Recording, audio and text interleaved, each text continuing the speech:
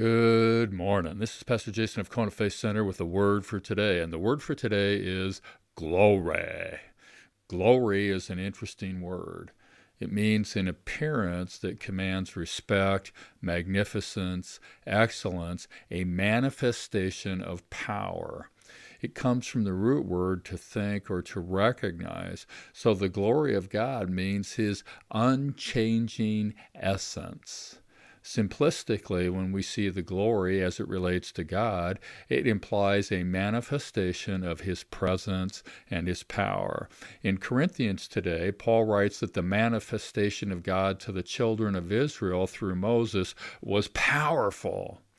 No doubt about it. Think about all the miracles God did in leading them out of the bondage of Egypt and into the promised land. Definitely a manifestation of his presence and his power, a cloud by day and a fire by night, water out of the rock, manna from heaven, and so forth and so on. Whoa. But when Paul writes by inspiration of the Holy Spirit that the manifestation of God's presence and God's power is greater today because of Jesus than it was when he was doing all the miracles we read about in the Old Testament. Say what? This is a sobering thought. We are supposed to be experiencing God's presence and God's power to a much greater degree, to a higher level than the children of Israel did. Is that your experience? And then Paul, inspired by the Holy Spirit, gets really radical. And he writes that we see the glory of the Lord unfiltered. Have you ever seen the Lord unfiltered? Have you ever seen his presence and power so powerfully that it completely overwhelms you? That is supposed to be our experience.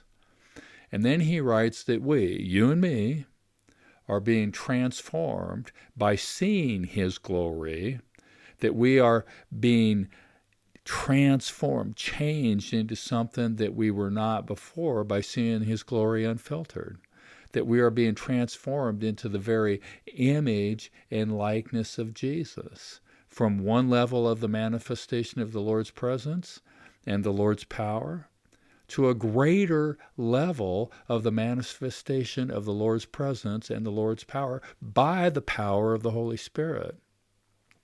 In other words, God's presence and God's power is in us, in the person of the Holy Spirit, for the purpose of transforming us, conforming us into the very image and likeness of Jesus, so that we, you and I, can bring God's presence and God's power to the people around us. Whoa!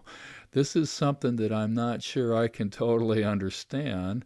I'm just going to have to accept it. And with the Spirit's help, I'm going to walk in it. I'm going to walk with Jesus. I'm going to expect a manifestation of his presence and his power wherever I go, with whomever I come in contact with. Thank you, Holy Spirit. Help me, Jesus. The word for today is glory.